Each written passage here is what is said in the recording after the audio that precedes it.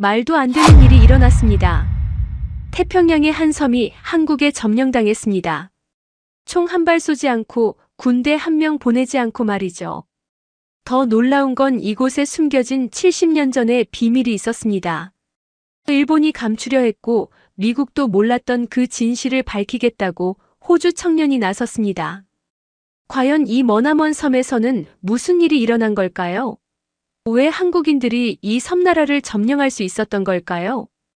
영상 시작 전 구독과 좋아요로 한국인들을 응원해주세요. 댓글로 어디서 영상을 시청 중인지 서로 공유해주세요. 안녕하세요. 저는 호주 시드니에서 다큐멘터리 감독 일을 하고 있는 마크 톰슨입니다. 한국과는 특별한 인연이 있어요. 제가 어렸을 때부터 계속 마음 한편에 자리 잡고 있던 미스터리가 있었거든요. 바로 제 조부 윌리엄 톰슨에 관한 이야기였죠. 조부는 제가 태어나기 훨씬 전인 1944년에 실종되셨습니다. 2차 대전 당시 태평양 전쟁에 참전했다가 사이판 전투에서 흔적도 없이 사라져버리신 거예요. 어린 시절 저는 조부를 전쟁 영웅으로 생각했어요. 할머니가 들려주신 이야기 속에서 조부는 용감하고 멋진 군인이었거든요.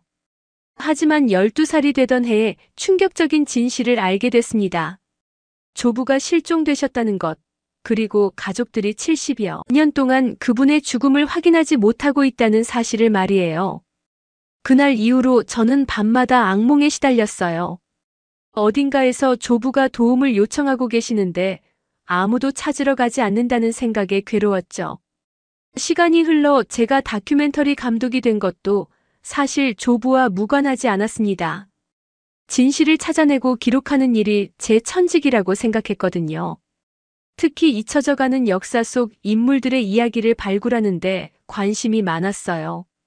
그런데 작년 가을 할머니 댁을 정리하던 중에 오래된 나무 상자를 발견했습니다. 먼지가 두껍게 쌓인 그 상자 안에는 조부의 개인 물품들이 들어있었어요. 군복 사진 그리고 가죽으로 된 낡은 일기장이 있었죠. 일기장을 펼쳐본 순간 제 심장이 요동쳤습니다. 마지막 페이지에 조부의 떨리는 글씨로 이렇게 적혀 있었거든요. 한국에서 온 사람들이 나를 구해줬다. 의들은 강제로 끌려온 조선인들이지만 적군인 나를 숨겨주고 있다. 만약 내가 살아 돌아가지 못한다면 언젠가 누군가가 이들의 이야기를 세상에 알려주길 바란다. 이 글을 읽는 순간 머릿속이 하얗게 변했어요. 조부가 한국인들에게 도움을 받았다는 이야기는 처음 듣는 거였거든요.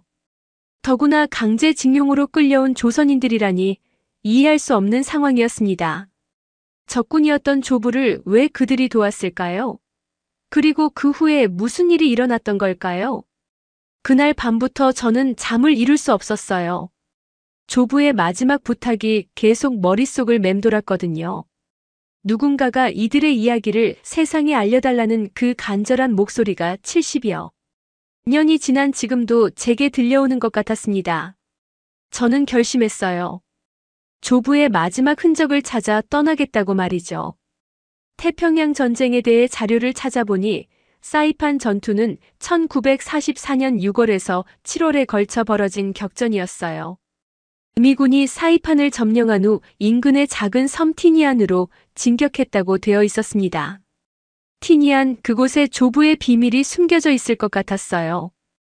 그리고 한국인들이 그곳에 살고 있다면 그들이 조부에 관한 이야기를 알고 있을지도 몰랐죠.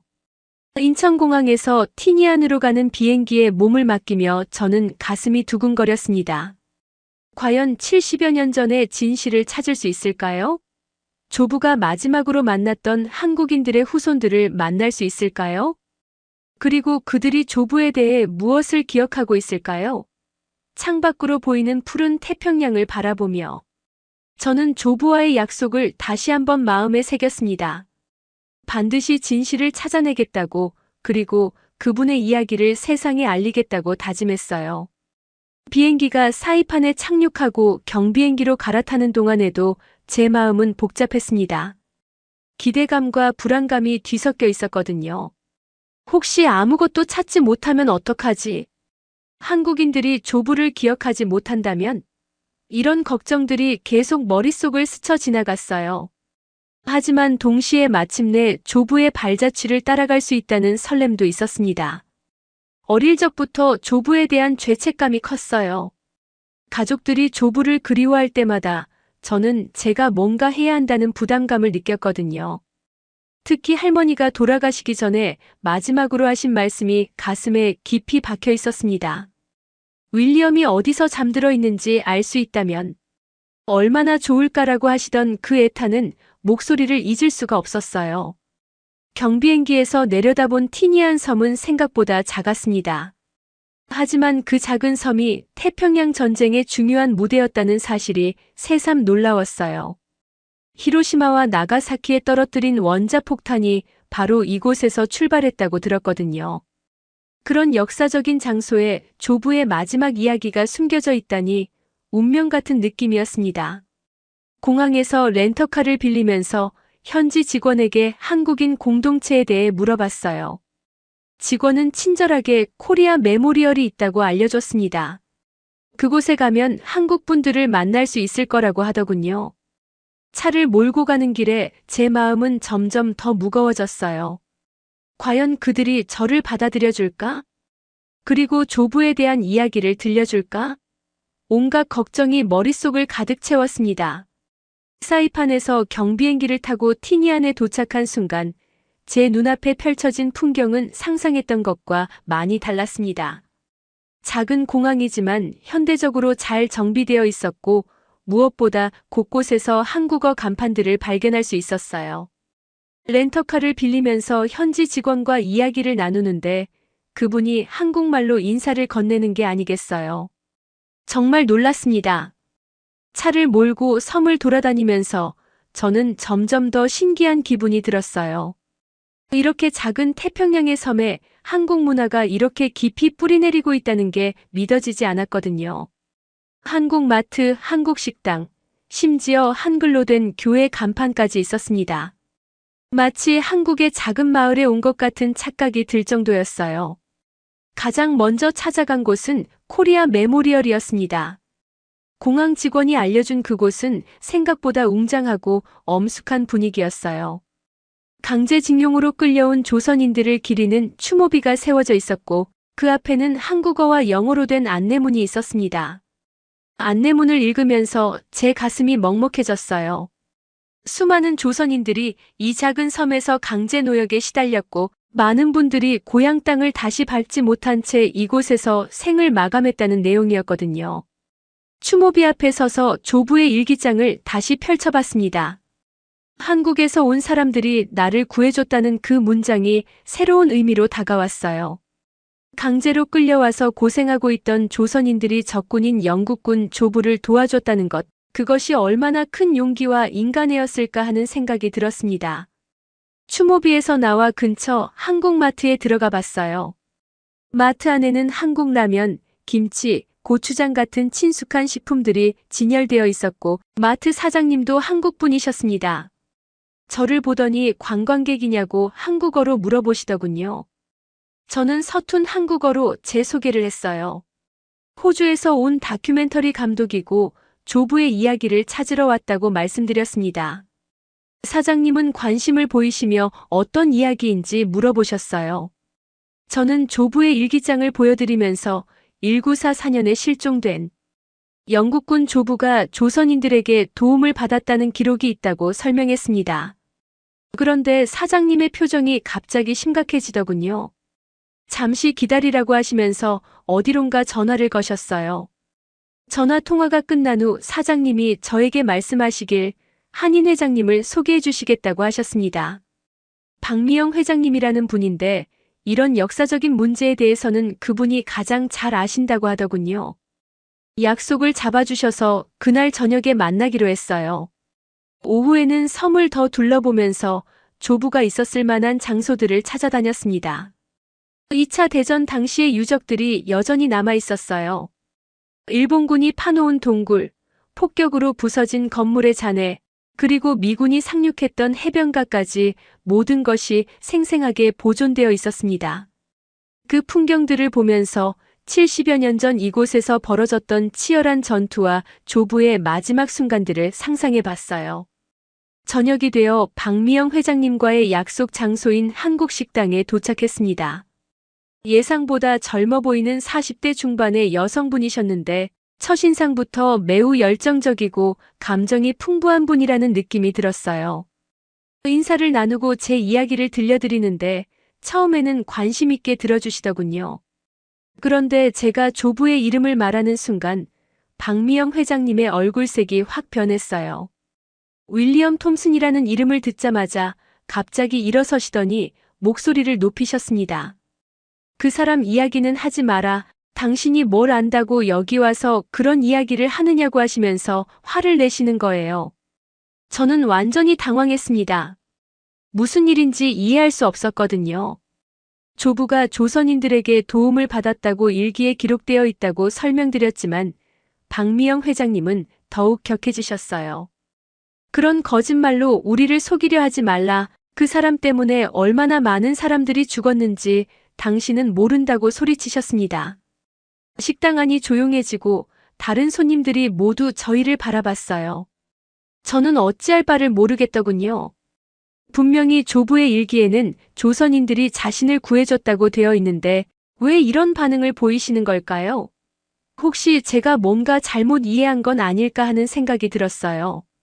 박미영 회장님은 마지막으로 저에게 경고하듯 말씀하셨습니다. 다시는 그 이름을 입에 올리지 말라. 그리고 괜히 과거를 들춰내서 평화롭게 살고 있는 사람들을 괴롭히지 말라고 하시면서 자리를 떠나셨어요. 저는 혼자 식당에 남아서 멍하니 앉아있을 수밖에 없었습니다. 그런데 바로 그때 제게 접근해온 한 남성이 있었어요. 60대 정도 되어 보이는 일본계로 보이는 분이었는데 자신을 야마모토 히로시라고 소개하더군요. 티니안에서 개발업을 하고 있다고 하시면서 제 이야기를 들었다며 도움을 주고 싶다고 하셨어요. 야마모토 씨는 매우 차분하고 신사적인 태도로 말씀하셨습니다. 한국 분들이 그렇게 반응하는 이유가 따로 있을 거라며 자신이 가지고 있는 자료를 보여주겠다고 제안하셨어요. 조부에 대한 진실을 알려줄 수 있다고 하시면서 내일 만나자고 약속을 잡으셨습니다. 그 순간 저는 마치 암흑 속에서 한 줄기 빛을 본 것 같은 기분이었어요. 하지만 동시에 불안한 마음도 들었습니다. 왜 한국 분들은 조부의 이름만 들어도 그렇게 격한 반응을 보이는 걸까요? 그리고 조부의 일기와는 정반대의 이야기들이 왜 전해지고 있는 걸까요? 호텔로 돌아가는 길에 저는 혼란스러운 마음을 달랠 수가 없었습니다. 그날 밤은 거의 잠을 이루지 못했습니다. 박미영 회장님의 격한 반응이 계속 머릿속을 맴돌았거든요. 조부의 일기와는 정반대되는 이야기를 들으니 도대체 뭐가 진실인지 알 수 없었어요. 다음 날 아침 일찍 야마모토 씨와 만나기로 한 약속 장소로 향했지만 마음 한편으로는 불안감이 계속 들었습니다. 야마모토 씨는 약속 시간에 정확히 나타났어요. 정장을 단정히 차려입고 서류 가방을 들고 온 모습이 사업가답게 보였습니다. 그분은 저를 근처 카페로 안내하시면서 차분한 목소리로 말씀하셨어요. 어제 식당에서 일어난 일에 대해서는 놀라지 말라고, 한국 분들이 그런 반응을 보이는 데에는 깊은 이유가 있다고 하시더군요. 야마모토 씨가 꺼내 보여준 자료들을 보고 저는 충격을 받았습니다. 일본 측에서 보관하고 있던 전쟁 기록들이었는데 그 안에 조부의 이름이 명확히 기록되어 있었어요. 하지만 그 내용은 제가 상상했던 것과는 완전히 달랐습니다. 조부가 강제징용 조선인들을 탈출시켜 주려다가 일본군에게 발각되어 총살당했다는 기록이었거든요. 더 충격적인 것은 그 다음 기록이었어요. 조부를 도우려던 조선인들이 일본군에게 배신당했다는 내용이었습니다. 야마모토 씨는 조용한 목소리로 설명해 주셨어요. 당시 조선인들 중 일부가 일본군과 내통해서 윌리엄 톰슨의 위치를 알려줬고 그 결과 조부뿐만 아니라 그를 도우려던 다른 조선인들까지 모두 위험에 빠졌다는 거였습니다. 제 머릿속이 복잡해졌어요. 조부의 일기에는 분명히 조선인들이 자신을 도와줬다고 되어 있는데 일본 측 기록에는 배신당했다고 나와 있으니 말이에요. 야마모토 씨는 이런 제 혼란을 이해한다는 듯이 고개를 끄덕이시면서 역사라는 것이 항상 복잡하고 다면적이라고 말씀하셨습니다.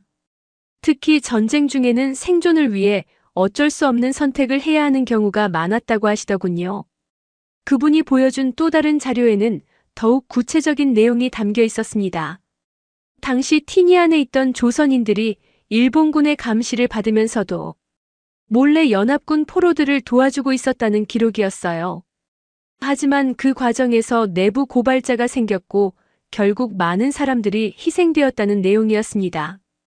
야마모토 씨는 아마도 박미영 회장님 같은 분들이 그런 아픈 기억 때문에 윌리엄 톰슨이라는 이름을 들으면 감정적으로 반응하는 것 같다고 분석해 주셨어요. 저는 이런 이야기를 들으면서 점점 더 혼란스러워졌습니다. 그렇다면 조부를 배신한 사람이 조선인들 중에 있었다는 말인가요? 그리고 그 때문에 무고한 사람들까지 죽음을 당했다는 건가요? 야마모토 씨는 제 표정을 보더니 안타까운 듯이 말씀하셨어요. 진실을 알게 되는 것이 항상 즐거운 일만은 아니라고 하지만 역사를 제대로 이해하기 위해서는 불편한 진실도 받아들여야 한다고 하시더군요. 그날 오후 저는 야마모토 씨의 조언에 따라 김철수라는 노인분을 찾아뵙기로 했습니다. 강제징용 2세로 현재 티니안에서 가장 연로한 한국인 중 한 분이라고 하셨거든요.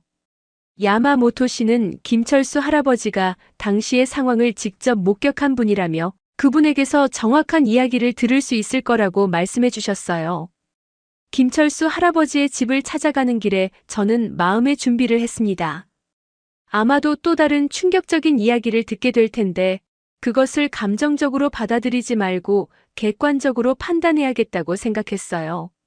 할아버지 댁은 티니안 한인 거주 지역의 오래된 집이었는데 마당에는 한국 전통 채소들이 자라고 있었고 대문 옆에는 한글로 쓰인 표찰이 걸려 있었습니다.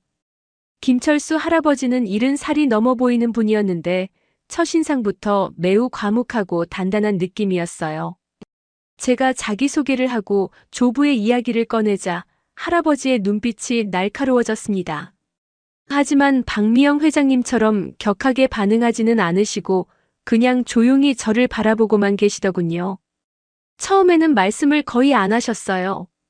제가 아무리 간절히 부탁드려도 그냥 고개만 저으시거나 모른다는 말씀만 반복하셨습니다.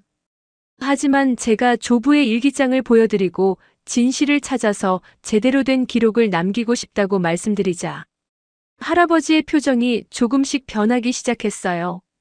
무언가 깊은 생각에 잠기신 것 같았습니다.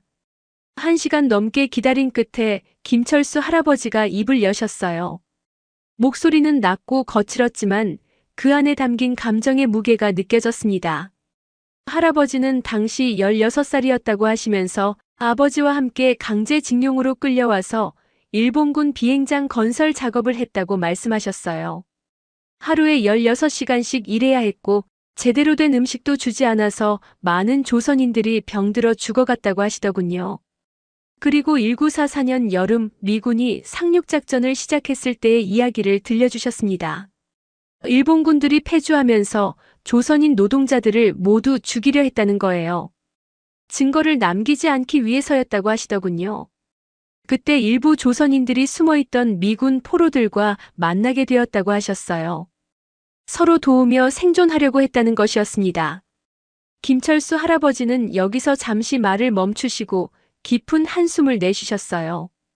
그리고는 제 눈을 똑바로 바라보시면서 말씀하셨습니다. 하지만 그 과정에서 배신자가 있었다고 조선인 중에서도 자신의 목숨을 구하기 위해 일본군에게 정보를 넘긴 사람이 있었다고 하시더군요. 그 말씀을 들은 순간 제 가슴이 철렁 내려앉았어요. 김철수 할아버지의 증언을 들은 후 며칠 동안 저는 깊은 혼란에 빠져 있었습니다. 조부의 일기와 현실 사이의 간극이 너무 컸거든요. 야마모토 씨는 계속해서 저에게 연락을 취하면서 더 많은 자료를 보여주겠다고 제안했어요. 진실을 알고 싶어하는 제 마음을 누구보다 잘 이해한다면서 일본 측에 보관된 비밀 문서들까지 공개하겠다고 하시더군요. 며칠 후 야마모토 씨가 준비한 자료들은 정말 방대했습니다. 일본 군부에서 작성한 기밀 보고서, 당시 포로 수용소 관리 일지, 그리고 조선인 노동자들의 명단까지 모든 것이 체계적으로 정리되어 있었어요. 그 중에서도 가장 충격적인 문서는 1944년 8월 12일자 보고서였습니다. 윌리엄 톰슨 중위의 처형 기록이 상세히 기록되어 있었거든요. 보고서에 따르면 조부는 조선인 노동자들과 함께 일본군 탄약고를 습격하려는 계획을 세웠다고 되어 있었습니다. 연합군의 상륙작전을 돕기 위해 내부에서 사보타주를 벌이려 했다는 거였어요. 하지만 계획이 실행되기 전날 밤 조선인 정보원으로부터 제보를 받은 일본군이 미리 대기하고 있다가 조부와 동조자들을 일망타진했다는 내용이었습니다. 더욱 놀라운 것은 그 정보원의 신원이었어요. 김철원이라는 이름의 조선인이었는데 그는 자신과 가족들의 생명을 보장받는 조건으로 일본군에게 협력했다고 기록되어 있었습니다. 야마모토 씨는 조용한 목소리로 설명해 주셨어요. 당시에는 이런 일이 비일비재했다고 생존을 위해 어쩔 수 없는 선택을 해야 했던 사람들이 많았다고 하시더군요. 문서를 더 자세히 읽어보니 배신의 규모가 생각보다 컸습니다. 김철환은 단순히 윌리엄 톰슨의 위치만 알려준 것이 아니라 조선인 저항 조직의 전체 구조와 계획까지 일본군에게 넘겨줬다고 되어 있었어요. 그 결과 조부뿐만 아니라 17명의 조선인들이 함께 처형당했다는 기록이 있었습니다. 제 손이 떨렸어요. 조부를 구하려던 사람들이 오히려 조부 때문에 죽음을 당했다는 사실을 받아들이기 어려웠거든요. 야마모토 씨는 제 충격을 이해한다는 듯이 차분하게 말씀하셨습니다. 역사의 진실은 때로 우리가 원하는 모습과 다를 수 있다고 하지만 그런 불편한 진실도 인정하고 받아들여야 한다고 하시더군요. 그리고 이런 비극이 다시 반복되지 않도록 하기 위해서라도 정확한 기록을 남겨야 한다고 강조하셨어요. 그날 저녁 저는 호텔방에서 조부의 일기를 다시 읽어봤습니다. 한국에서 온 사람들이 나를 구해줬다는 그 문장이 이제는 다르게 읽혔어요. 어쩌면 조부는 자신을 도우려던 조선인들의 선의를 기록한 것일 수도 있겠다는 생각이 들었습니다. 하지만 결과적으로는 그 선의가 비극으로 끝났다는 것, 그리고 배신자 때문에 모든 계획이 수포로 돌아갔다는 사실이 마음을 무겁게 했어요. 다음 날 아침 야마모토 씨로부터 또 다른 제안을 받았습니다. 김철환의 후손들을 만나볼 수 있게 주선해주겠다는 거였어요. 현재 미국 본토에 살고 있는데 할아버지의 과거에 대해서는 잘 모르고 있을 것이라고 하시더군요. 하지만 가족사를 통해 당시 상황을 더 자세히 알 수 있을지도 모른다고 말씀하셨습니다. 저는 고민에 빠졌어요. 과연 그 후손들을 만나는 것이 옳은 일일까요? 그들에게도 충격적인 진실일 텐데 굳이 과거를 들춰내서 상처를 줄 필요가 있을까 하는 생각이 들었거든요. 하지만 동시에 완전한 진실을 알고 싶다는 욕구도 있었습니다. 조부의 마지막 순간들과 그분을 둘러싼 모든 이야기를 명확히 파악하고 싶었어요. 야마모토 씨는 제 망설임을 눈치채고 이렇게 말씀하셨습니다. 역사는 항상 복잡하고 다면적이라고 선악으로만 나눌 수 없는 상황들이 많다고 하시더군요. 김철환도 어쩌면 자신만의 사연과 고민이 있었을 것이고 그것을 이해하려는 노력도 필요하다고 하셨어요. 무조건 그를 배신자로만 규정할 것이 아니라 당시의 극한 상황을 고려해서 판단해야 한다는 것이었습니다. 그 말을 듣고 저는 결심했어요. 김철환의 후손들을 만나보기로 한 거죠. 야마모토 씨가 연락처를 알려주셔서 직접 전화를 걸어봤습니다. 김철환의 손자라고 하는 젊은 남성이 전화를 받았는데 처음에는 매우 당황하는 것 같았어요. 할아버지가 티니안에 있었다는 것은 알고 있지만 구체적인 이야기는 들어본 적이 없다고 하더군요. 하지만 제가 역사 연구 목적이라고 설명하고 할아버지를 비난하려는 것이 아니라 당시 상황을 이해하려고 한다고 말씀드리자 만나보겠다고 하셨어요. 며칠 후 로스앤젤레스에서 만나기로 약속을 잡았습니다. 티니안을 떠나기 전 마지막으로 김철수 할아버지를 다시 찾아뵈었어요. 이번에는 김철환에 대한 이야기를 직접 물어봤습니다. 김철수 할아버지의 표정이 순간 어두워졌어요. 오랫동안 침묵하시더니 중얼거리듯 말씀하셨습니다. 그 사람도 살고 싶었을 거라고, 가족을 지키고 싶었을 거라고 하시면서도 목소리에는 복잡한 감정이 섞여 있었어요. 분노와 이해, 원망과 연민이 뒤섞인 그런 목소리였습니다. 할아버지는 마지막으로 저에게 이렇게 말씀하셨어요. 진실을 찾는 것은 좋지만 그 진실로 인해 누군가가 또 다른 상처를 받지 않도록 조심하라고 하시더군요. 이 역사는 이미 지나간 일이지만 그 역사를 어떻게 기록하고 전달하느냐에 따라 현재를 살아가는 사람들에게 영향을 준다고 하셨습니다. 그 말씀이 제 가슴에 깊이 박혔어요. 로스앤젤레스에서 김철환의 손자 김데이비드를 만났습니다. 30대 초반의 젊은 변호사였는데 처음 만났을 때부터 뭔가 어색한 분위기였어요. 커피숍에 앉아서 제가 할아버지에 대한 이야기를 꺼내자 그는 매우 조심스러운 반응을 보였습니다. 가족 중에서도 할아버지의 과거에 대해서는 거의 이야기하지 않는다고 하더군요. 김 데이비드는 할아버지가 돌아가시기 전에 몇 번 티니한 시절 이야기를 들었다고 했어요.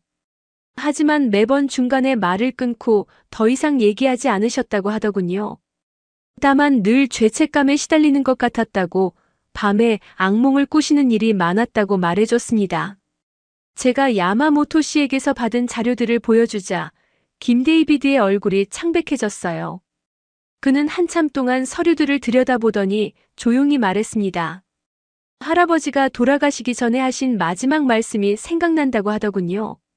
자신이 너무 어리고 무서웠다고, 가족을 지키고 싶었다고 반복해서 말씀하셨다는 거예요. 그리고 용서받을 수 없는 일을 했다고 계속 중얼거리셨다고 했습니다.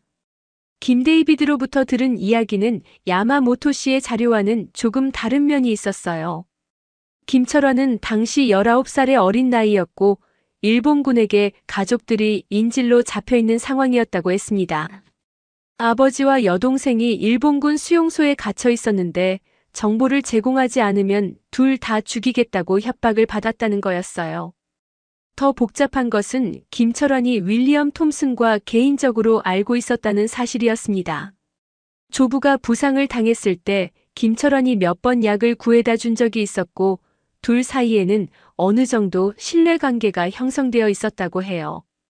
그래서 김철환이 배신했을 때 조부가 더욱 충격을 받았을 거라고 김 데이비드는 추측했습니다. 이런 이야기를 듣고 나니 상황이 더욱 복잡해졌어요.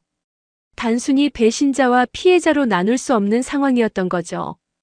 김철환도 극한의 선택을 강요받은 피해자였고 조부 역시 그런 상황의 희생자였던 것 같았습니다. 김 데이비드는 마지막으로 저에게 부탁했어요. 만약 이 이야기를 다큐멘터리로 만든다면 할아버지를 단순한 악역으로 그리지 말아달라고 하더군요. 티니안으로 돌아온 저는 이 모든 정보를 정리해서 한국인 공동체에 알리기로 결심했습니다. 야마모토 씨의 조언에 따라 공개적인 자리를 마련해서 진실을 공개하기로 했어요. 하지만 그 전에 야마모토 씨가 마지막으로 보여준 자료가 있었습니다. 그것은 김철환이 일본군에게 제공한 정보의 구체적인 내용이었어요. 자료에 따르면 김철환은 단순히 윌리엄 톰슨의 위치만 알려준 것이 아니었습니다. 조선인 저항 조직의 전체 구조, 무기 은닉 장소, 그리고 탈출 계획까지 모든 것을 일본군에게 넘겨줬다고 되어 있었어요. 그 결과 저항에 참여했던 조선인들뿐만 아니라 단순히 동조적이었던 사람들까지 모두 처형당했다는 기록이었습니다. 이 마지막 자료를 보고 저는 완전히 확신했어요. 조선인들이 조부를 배신했다는 것이 명백한 사실이라고 생각했습니다. 그리고 그 배신으로 인해 무고한 생명들이 희생되었다는 것도 분명해 보였어요. 야마모토 씨는 이제 한국인 공동체에 이 진실을 알릴 때가 되었다고 말씀하셨습니다. 저는 박미영 회장님에게 연락해서 긴급 모임을 요청했어요. 처음에는 거절하셨지만 중요한 역사적 증거를 발견했다고 하니 마지못해 응해주셨습니다. 며칠 후 한인회관에서 주요 인사들이 모인 자리가 마련됐어요. 박미영 회장님, 김철수 할아버지, 그리고 다른 한인 공동체 어르신들이 참석하셨습니다. 저는 준비해간 자료들을 차례로 보여주면서 제가 발견한 진실을 설명했어요. 윌리엄 톰슨이 조선인들을 도우려다가 배신당했다는 것, 그리고 그 배신으로 인해 많은 무고한 생명이 희생되었다는 것을 강조했습니다. 제 목소리에는 분노가 섞여 있었어요. 왜 이런 진실을 숨기고 있었는지, 왜 조부를 악인으로 만들려고 했는지 따져 물었습니다. 회의실 안이 순식간에 험악해졌어요. 박미영 회장님이 벌떡 일어서면서 제가 무슨 소리를 하는 거냐고 소리쳤습니다. 그런 거짓 자료로 죽은 사람들을 모독하지 말라고 하시더군요. 다른 어르신들도 웅성거리기 시작했고 분위기가 점점 격해졌어요. 그런데 그때 김철수 할아버지가 갑자기 벌떡 일어서시더니 큰 소리로 외치셨습니다. 그만해. 이제 진실을 말할 때가 됐어. 모든 사람들이 할아버지를 바라봤어요. 할아버지의 얼굴에는 70여 년 동안 억눌려왔던 감정들이 폭발하는 것 같았습니다. 김철수 할아버지는 떨리는 목소리로 말씀하기 시작하셨어요. 내 할아버지는 우리를 구하려다 죽었어. 하지만 우리도 그를 구하려다 17명이 함께 죽었다. 그 순간 회의실 안이 완전히 조용해졌습니다. 할아버지의 목소리는 계속 이어졌어요. 김철환이 배신자라고. 그 어린 놈이 무슨 죄가 있어? 일본 놈들이 가족을 인질로 잡고 협박한 거야. 할아버지는 눈물을 흘리시면서 말씀하셨습니다. 우리는 내 할아버지를 적으로 본 적이 없어. 같은 인간이었고 같이 살아남으려고 했던 동지였어. 그리고는 저를 똑바로 바라보시면서 이렇게 말씀하셨어요. 하지만 내가 지금 보고 있는 그 자료들은 거짓이야. 누군가가 너를 속이고 있는 거라고. 그 순간 저는 머리가 하얗게 변하는 것을 느꼈어요. 야마모토 씨의 자료들이 거짓이라니, 그럼 제가 지금까지 믿어왔던 모든 것이 잘못되었다는 말인가요? 김철수 할아버지는 제게 따라오라고 하시면서 진짜 진실을 보여주겠다고 하셨습니다. 그날 밤 김철수 할아버지를 따라 나선 길은 제 인생에서 가장 충격적인 여행이 되었습니다. 할아버지는 저를 티니안 섬의 가장 깊숙한 곳으로 데려가셨어요. 태풍이 몰아치는 밤이었는데 할아버지는 비바람을 뚫고 묵묵히 앞서가셨습니다. 손전등 불빛만이 우리의 유일한 길잡이였어요. 1시간 정도 걸었을까 할아버지가 멈춰 선 곳은 정글 속 깊은 언덕이었습니다. 겉보기에는 아무것도 없는 평범한 땅처럼 보였어요. 하지만 할아버지가 덤불을 헤치고 들어가시자 작은 돌무덤들이 나타났습니다. 한국 전통 방식으로 만들어진 무덤들이었는데 그중 하나는 다른 것들보다 조금 컸어요.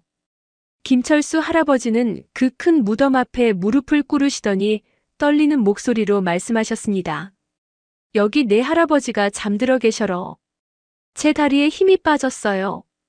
70여 년 동안 찾던 조부의 무덤이 이런 곳에 있었다니, 그것도 한국식으로 정성스럽게 모셔져 있었다니 믿을 수가 없었습니다. 할아버지는 비를 맞으면서도 계속 이야기를 들려주셨어요. 1944년 8월 미군이 티니안에 상륙한 후의 일이었다고 하셨습니다. 일본군들이 패주하면서 조선인 노동자들을 모두 죽이려 했는데 그때 숨어있던 연합군 포로들과 만나게 되었다는 거였어요.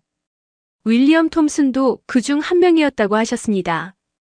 내 할아버지는 우리에게 총을 구해다 주셨어. 일본 놈들과 싸울 수 있게 말이야.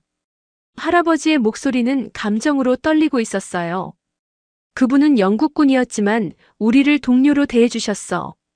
같이 살아남자고 같이 고향으로 돌아가자고 하셨지. 하지만 계획이 발각되었다고 하셨어요. 누군가의 밀고로 일본군이 그들의 은신처를 알아냈다는 거였습니다.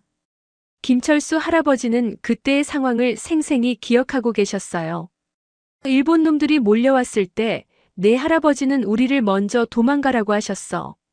자신이 시간을 벌어주겠다고 하시면서 말이야. 그런데 우리가 그분을 두고 갈 수 있었겠어? 우리를 구해주신 은인을 말이야. 그 할아버지의 목소리가 점점 높아졌어요. 우리는 다시 돌아가서 그분을 구하려고 했어. 17명이 모두 함께 말이야. 그런데 그것이 비극의 시작이었다고 하셨습니다. 일본군들은 이미 윌리엄 톰슨을 붙잡고 고문하고 있었어요.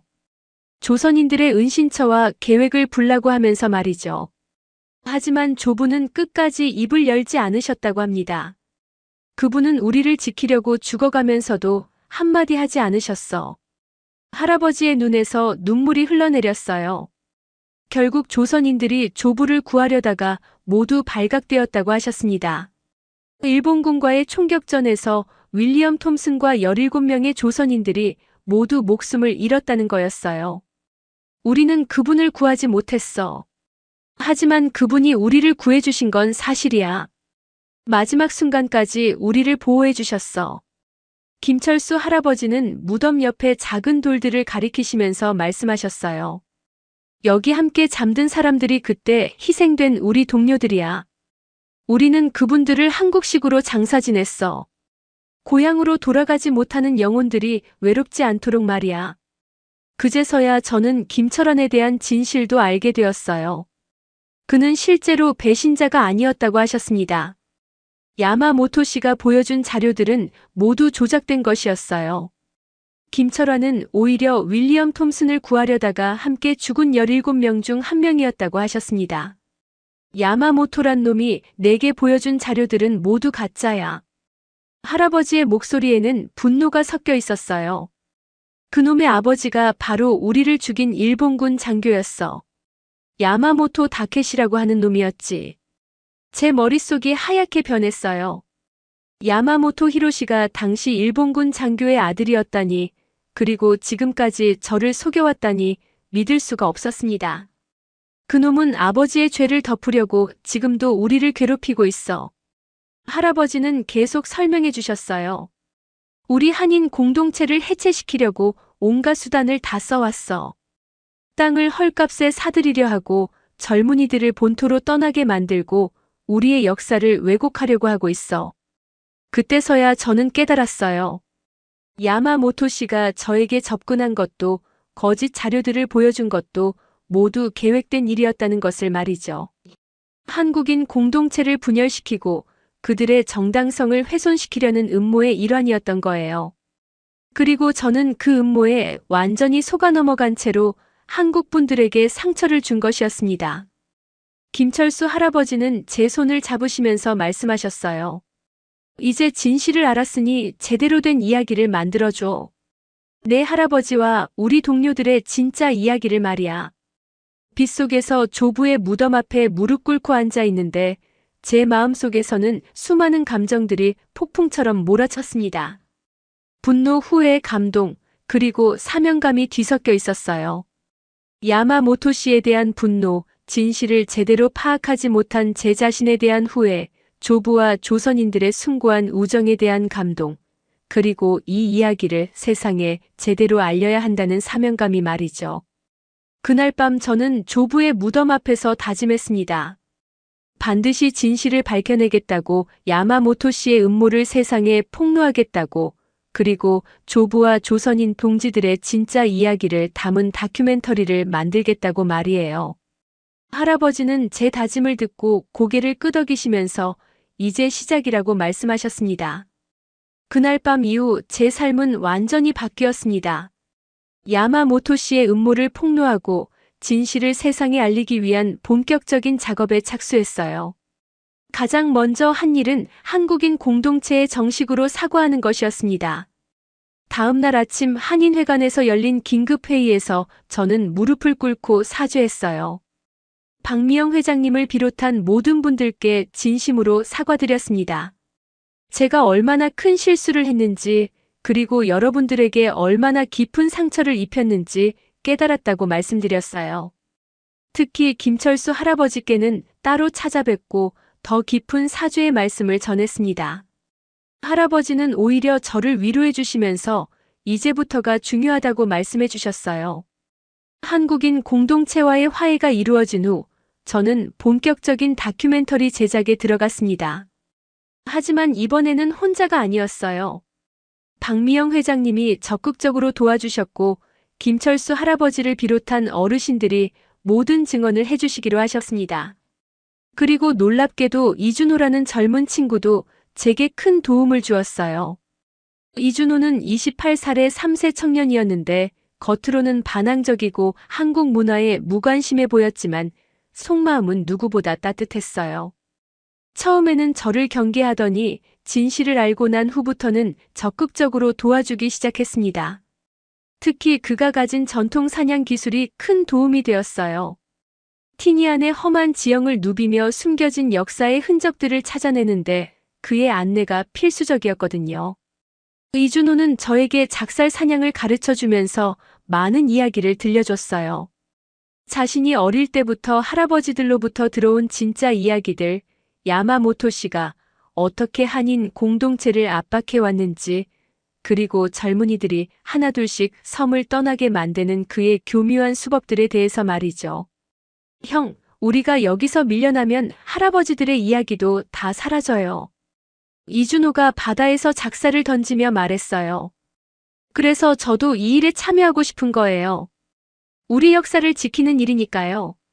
그의 말을 들으면서 저는 한국 젊은이들의 숨겨진 자긍심을 발견할 수 있었어요. 다큐멘터리 제작 과정에서 가장 어려웠던 것은 야마모토 씨의 진짜 정체를 증명하는 일이었습니다. 그가 조작한 자료들과 진짜 역사적 사실들을 구분해내는 것이 쉽지 않았거든요. 하지만 김철수 할아버지와 다른 어르신들의 증언, 그리고 미군 기록보관소에서 찾아낸 진짜 자료들을 통해 서서히 진실의 퍼즐이 맞춰지기 시작했어요. 가장 결정적인 증거는 미국 국립문서보관소에서 발견한 윌리엄 톰슨의 전사 기록이었습니다. 공식 기록에는 그가 조선인 동지들과 함께 일본군과 싸우다가 전사했다고 명확히 기록되어 있었어요. 야마모토 씨가 보여준 자료들과는 완전히 다른 내용이었죠. 이 자료를 확보한 후 저는 더욱 확신을 가지고 작업을 진행할 수 있었습니다. 한편 야마모토 씨는 제가 한국인들과 가까워지는 것을 보고 계속해서 방해 공작을 벌였어요. 저에게 전화를 걸어서 한국인들이 저를 이용하고 있다고 말하거나 가짜 증거들을 더 제시하겠다고 유혹하기도 했습니다.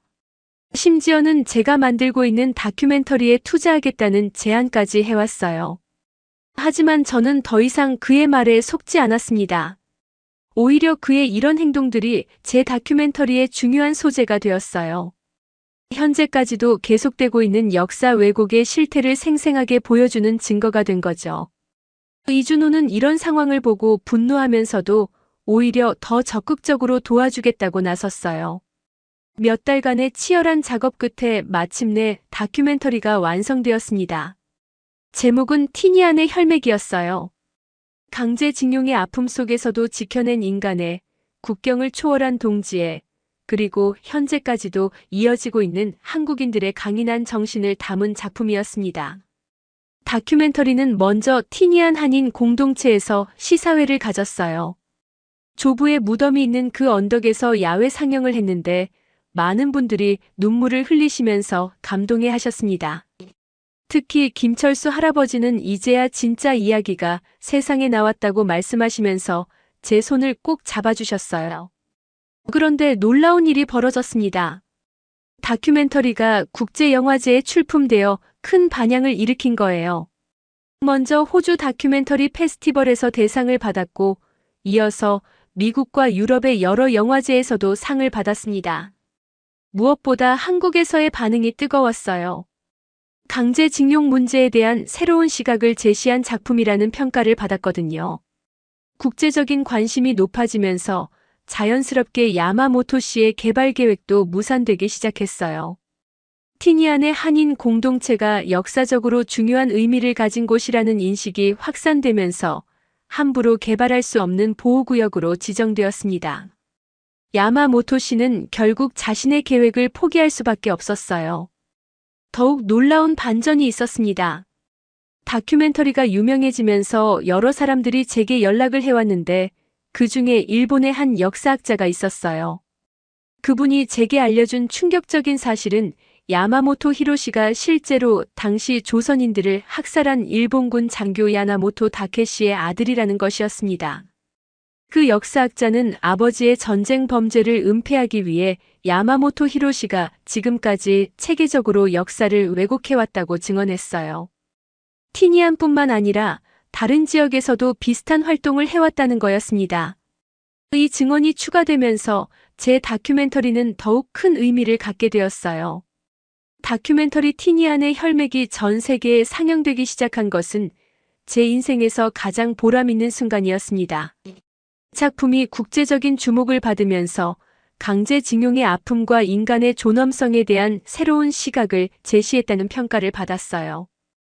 특히 한국에서는 정부 차원에서도 관심을 보이기 시작했습니다. 한국 정부에서 공식적으로 저를 초청해서 국정감사에서 증언을 하게 되었어요. 국회에서 티니안의 상황과 야마모토 씨의 역사 왜곡 시도에 대해 상세히 설명했습니다. 의원들은 해외에 거주하는 한국인들의 역사가 이렇게 체계적으로 공격받고 있다는 사실에 크게 놀라워했어요. 그리고 이런 문제에 대해 정부 차원에서 적극적으로 대응하겠다고 약속해 주셨습니다. 가장 감동적이었던 것은 티니안 현지에서 일어난 변화였어요. 다큐멘터리가 유명해지면서 전 세계에서 관광객들이 찾아오기 시작했습니다. 특히 한국에서 많은 분들이 오셨는데 그분들은 단순한 관광이 아니라 역사 순례의 마음으로 티니안을 찾으셨어요. 조부와 조선인 동지들이 잠들어 있는 그 언덕은 이제 평화와 화해의 상징이 되었습니다. 더욱 놀라운 일도 벌어졌어요. 미국 정부에서 공식적으로 티니안의 한인 공동체와 그들의 역사적 기여를 인정한다고 발표한 거예요. 그리고 윌리엄 톰슨과 조선인 동지들을 기리는 평화공원을 건립하기로 결정했다고 알려주었습니다. 제가 꿈꾸던 일이 현실이 되는 순간이었어요. 평화공원 건립 과정에서 저는 더욱 깊이 관여하게 되었습니다. 공원 설계에 한국 전통 요소들을 포함시키고 정확한 역사적 사실들을 담은 안내문을 작성하는 일을 맡았거든요.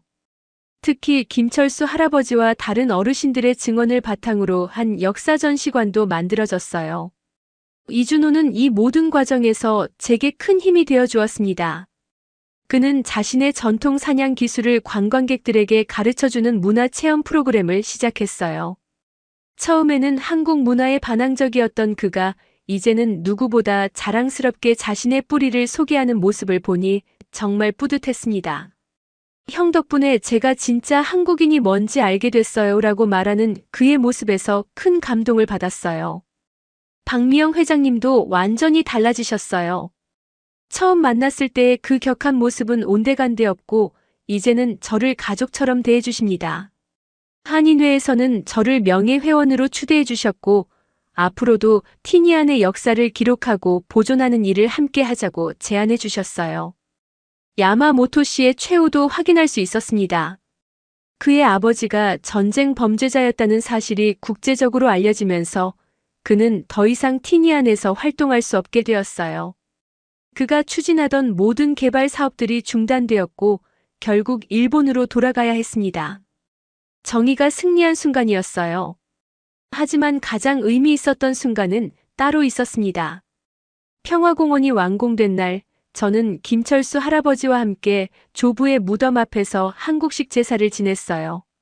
할아버지가 저에게 한국어로 지내는 방법을 가르쳐 주셨는데 서투른 발음이었지만 마음만은 간절했습니다. 제사를 마친 후 김철수 할아버지가 저에게 말씀하셨어요.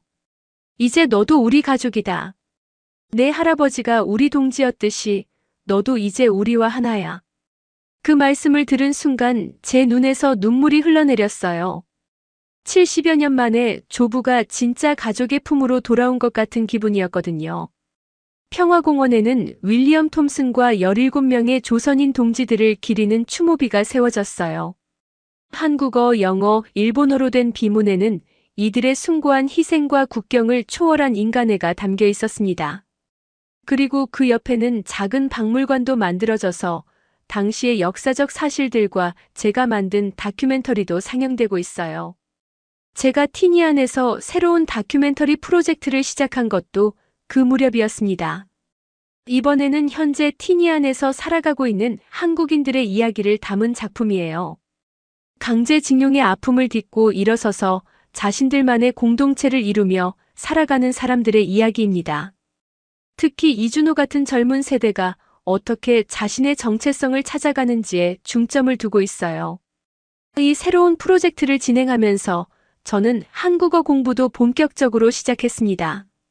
김철수 할아버지와 박미영 회장님이 선생님이 되어주셨는데 할아버지는 늘 언어는 마음이다라고 말씀하세요. 한국어를 배우는 것이 단순히 의사소통 도구를 익히는 것이 아니라 한국인의 마음을 이해하는 과정이라고 하시더군요. 지금 제가 티니안에서 보내는 나날들은 정말 충만하고 의미가 있어요. 매일 아침 조부의 무덤에 인사를 드리고 할아버지들과 함께 차를 마시며 예시이야기를 들어요. 이준호와는 바다에 나가서 전통 사냥법을 배우고 저녁에는 박미영 회장님 댁에서 한국 음식을 함께 먹습니다. 무엇보다 소중한 것은 이곳 사람들이 저를 진짜 가족으로 받아들여 주신다는 거예요. 처음 티니안에 왔을 때는 조부의 죽음에 대한 죄책감과 진실에 대한 갈망으로 가득했는데 이제는 새로운 가족을 만난 기쁨과 미래에 대한 희망으로 마음이 따뜻해졌어요. 앞으로도 저는 계속해서 티니안에서 살면서 이곳의 역사와 문화를 기록하는 일을 하려고 합니다. 조부가 마지막 순간에 부탁하신 그 일, 조선인들의 이야기를 세상에 알리는 일을 평생의 사명으로 삼을 거예요. 그리고 언젠가는 제가 한국을 방문해서 더 많은 분들께 티니안의 이야기를 들려드리고 싶습니다. 티니안의 혈맥이라는 제목처럼 이곳에는 정말로 한국인의 피가 흐르고 있어요. 강제징용의 아픔을 딛고 일어선 강인함, 어려운 상황에서도 인간애를 잃지 않는 따뜻함, 그리고 후손들에게 올바른 역사를 전수하려는 의지가 바로 그 혈맥입니다. 저는 그 혈맥의 일부가 된 것을 무엇보다 자랑스럽게 생각해요.